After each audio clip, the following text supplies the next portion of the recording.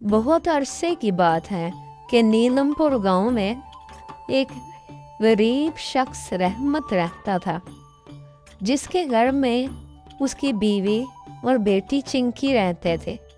رحمت گھر پہنچا تو اس کی بیٹی اس سے پوچھتی ہے، پاپا میرے لیے چیز نہیں لائے ہو؟ رحمت یہ کہتا ہے، آج کوئی کام نہیں لگا تو کچھ نہیں لایا۔ رحمت کی بیوی سے کہتی ہے، جی آپ اپنے بڑے بھائی سے مدد کیوں نہیں لیتے؟ رحمت اس پر جواب دیتا ہے، چلو ٹھیک ہے، میں مدد مانگتا ہوں۔ رحمت کا بڑے بھائی کا نام تھا گنج بخش، جو ایک بہت بڑے گاؤں کا مکھیا تھا۔ گنج بخش کی کوئی اولاد نہ تھی اور اس کی صرف ایک بیوی تھی۔ رحمت صبح صبح اس کے گھر کو روانہ ہو گیا، اس امید میں کہ خدا بخش اس کی کوئی مدد کرے گا اور اس کے یہ برے حالات ختم ہو جائیں گے اور اس کو ہر وقت کھانے کی پریشانی نہیں رہے گی۔ تو وہ اس امید پر اپنے بھائی کے گھر داخل ہوا۔ اس کا بھائی اسے دیکھ کر یہ بولا، ابے اوئے تو کہاں سے آ ٹپکا؟ رحمت بولا، بھائی میری مدد کرو، بھائی میرے بچے بھوکے ہیں، مجھے کچھ زمینوں کا میرا جو حصہ بنتا ہے مجھے دے دو۔ ابے اوئے کون سا حصہ تیرا زمینوں کا؟ تو جو سارا کچھ دے کے ادھر چلا گیا، تجھے میں نے ایک جھونپڑا دے دیا، تیرے لیے وہ کافی نہیں ہے؟ چل نکل یہاں سے۔ رحمت اس پر بہت اداس ہوتا ہے اور خاموشی اختیار کر کے وہ یہاں سے روانہ ہو جاتا ہے۔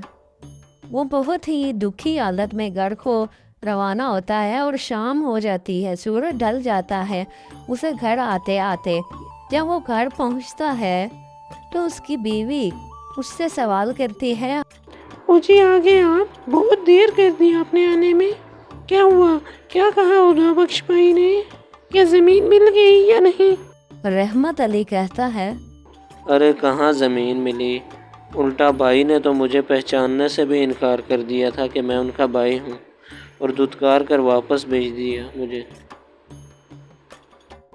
جی آپ پریشان نہ ہوں، آپ میرے گہنے ہیں وہ آپ بیچ دیں، اس سے آپ چھوٹا موٹا کوئی کاروبار شروع کریں یا کوئی ٹریکٹر لے لیں، کیونکہ ذمہ داری کا یہاں بہت کام ہے گاؤں میں۔ ارے چلو، میں تمہارا زیور بیچنا تو نہیں چاہتا، لیکن چلو جیسے خدا کی مرضی ہے۔ رحمت علی صبح صبح ایک بہت بڑے ذمہ دار کے پاس چلا جاتا ہے جو سونے کی خرید و فروخت اکثر کیا کرتا تھا۔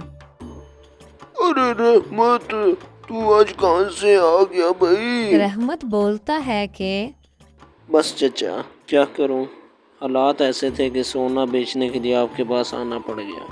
ارے کتنا سونا لایا ہے بیچنے کے لیے؟ چچا یہی کچھ 7 تولہ سونا ہوگا، اس کے جو بنتے ہیں پیسے دے دیں۔ اس کا 7 لاکھ ہوگا۔ وہاں سے پیسے لینے کے بعد رحمت ایک آدمی کے پاس آتا ہے جو اپنا ٹریکٹر بیچنا چاہتا تھا۔ رحمت اس سے خوب بحث کر کے ٹریکٹر 5,55,000 میں خرید لیتا ہے۔ ٹریکٹر کی حالت کافی اچھی تھی اور رحمت بہت خوش تھا اس ٹریکٹر کو خرید کر۔ رحمت نے ساری بات طے کی اور پیسے دینے کے بعد ٹریکٹر لے کر گھر آ گیا۔ رحمت ٹریکٹر لے کر اپنے گھر آتا ہے اور بہت خوش نظر آتا ہے۔ رحمت جیسے ہی ٹریکٹر گھر کو لاتا ہے تو سامنے اس کی بیوی کھڑے ہوئے اور اس کی بچی بہت ہی خوش ہو رہی ہوتی ہے۔ چنکی تو خوشی سے چھلانگیں مارتی ہے۔ اس پر رحمت کی بیوی بولتی ہے، جی یہ تو ٹریکٹر بہت پیارا ہے، اب ہمارے حالات اچھے ہو جائیں گے، مجھے اپنے اللہ پر پورا بھروسہ ہے۔ اپنا ٹریکٹر بازار میں لے جاتا ہے اور وہاں خوب سارے گراہک رحمت کے پاس آتے ہیں۔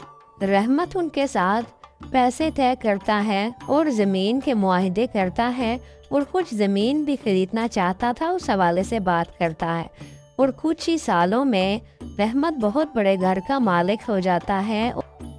دوسری طرف خدا بخش کو پولیس پکڑ کر لے جاتی ہے کیونکہ خدا بخش نے بہت سے غریبوں کی زمینوں پر ناحق قبضہ کیا ہوا تھا۔